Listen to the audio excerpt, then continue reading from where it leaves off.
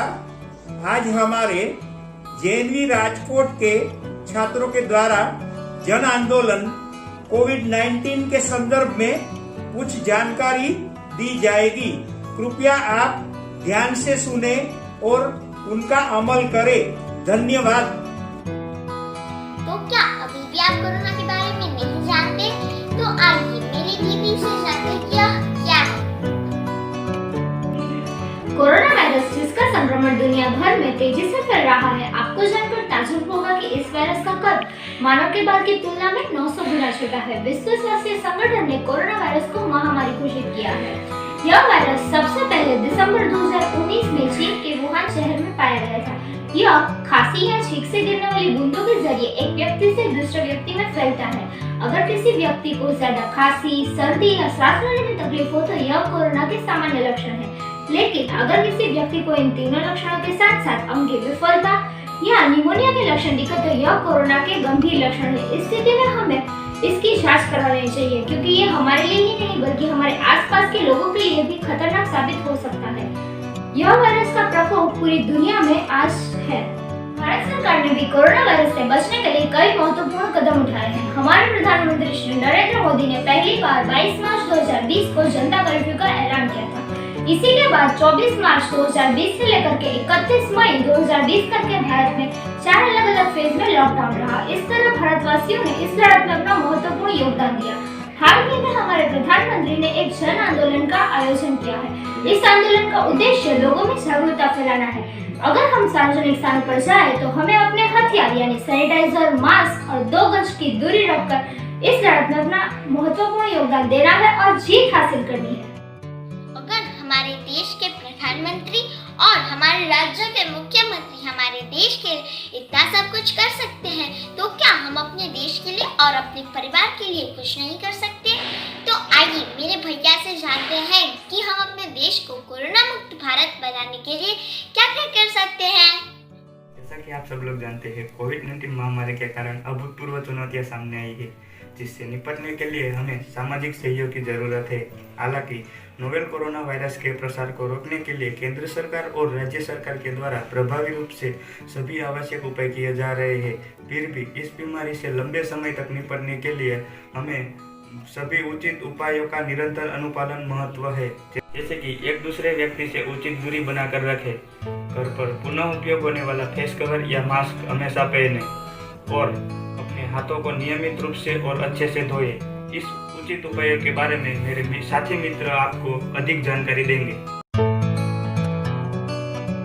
सामाजिक दूरी इस महामारी के प्रकोप के दौरान संक्रामक और अति संवेदनशील लोगों के बीच हद तक बीमारी को फैलने से रोकता है, जिसके अंतर्गत हमें सभी जगहों पर 2 गज की दूरी बनाए रखनी होती है, जिससे हमें 2 तरह के फायदे होते हैं। पहला तो हम सब जानते हैं कि एक इन्फेक्शियस बीमारी है, यानी कि हम संक्रमित व्यक्ति या वायरस के सीधे संपर्क में नहीं भी आए फिर भी हम यह बीमारी से ग्रसित हो सकते हैं। तो अगर हम सामाजिक दूरी बनाए रखेंगे तो हम संक्रमित व्यक्ति के सीधे संपर्क या वायरस को हम तक पहुंचने से रोक सकते हैं। दूसरा, अगर हम ग्रसित हो भी गए तो भी हम 14 दिनों बाद जान पाएंगे।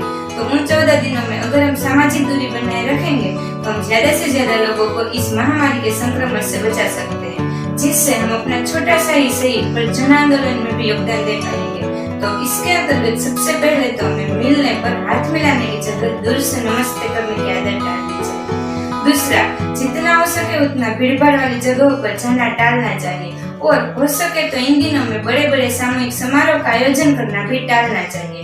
तीसरा, इन दिनों में सार्वजनिक वाहनों के बदले हम अगर अपना खुद का पर्सनल व्हीकल यूज करेंगे तो हमारे लिए ज्यादा बेहतर होगा। और लास्ट, पर्सनली किसी को मिलने या मीटिंग लेने से बेहतर होगा कि वही बातें ऑनलाइन कॉन्फ्रेंसिंग या मैसेज के जरिए बताएं।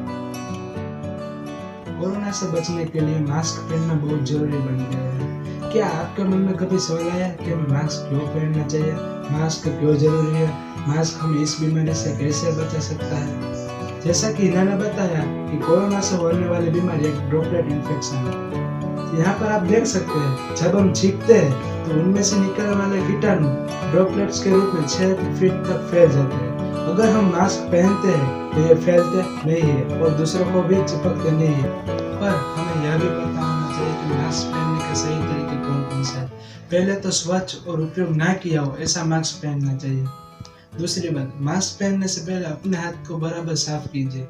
जैसा कि यहाँ आप देख सकते हैं, मास्क से अपना मुंह और नाक अच्छी तरीके से ढक लें। फिर मास्क पहनने के बाद मास्क की आगे की तरफ ना छुए।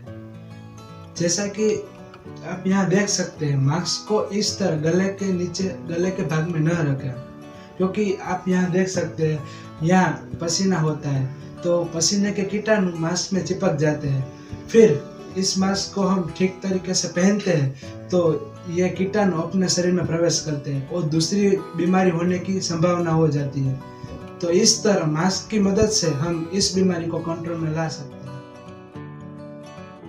कोरोना वायरस संक्रमण के मामले दुनिया भर में तेजी से बढ़ रहे हैं। देश में भी हर दिन कोरोना संक्रमितों की संख्या बढ़ रही है। जब तक कि इसकी कोई वैक्सीन या नियत दवा नहीं आ जाती, तब तक सोशल डिस्टेंसिंग और साफ सफाई बरतना ही इससे बचाव के लिए ठीक से हाथ धोना ही सबसे ज़्यादा जरूरी है, क्योंकि हाथों से ही संक्रमण फैलने का खतरा सबसे ज़्यादा होता है। हाथ धोने में ज़्यादातर लोग अक्सर लापरवाही बरतते हैं। हाथ धोना सामान्य बात है और बहुत ही आसान है, लेकिन अधिकतर लोगों को अब तक हाथ धोने का सही तरीका नहीं पता है। केंद्रीय स्वास्थ्य मंत्रालय से लेकर विश्व स्वास्थ्य संगठन और अमेरिका के सेंटर ऑफ डिजीज कंट्रोल से लेकर विभिन्न देशों की स्वास्थ्य एजेंसियों ने लोगों को हैंड हाइजीन पर अधिक जोर देने को कहा है। लेकिन क्या आप जानते हैं दिन में कितनी बार और कितनी देर तक हाथ धोना जरूरी है? विश्व स्वास्थ्य संगठन के मुताबिक दिन में बचाव के लिए 5 बार हाथ धोना जरूरी है। ऐसा घर में रहते हुए जरूरी है, वहीं अगर आप घर से बाहर निकले तो ज़्यादा बार हाथ धोना जरूरी है। हमें नाखून छोटे और साफ रखना चाहिए और आपको खुद से तय करना चाहिए कि किस काम के बाद हाथ धोना जरूरी है, क्योंकि हाथों से ही ज़्यादा संक्रमण फैलता है। सावधान रहे, कोरोना से बचे, अपने परिवार को बचाए, अपने देश को बचाए। मुझे विश्वास है हर हिंदुस्तानी इस संकट का न सिर्फ सफलता से मुकाबला करेगा, बल्कि इस मुश्किल घड़ी से विजयी होकर निकलेगा। सड़कों पे सब नाचेंगे, पटरी पे पहिए भागेंगे, गूंजेंगे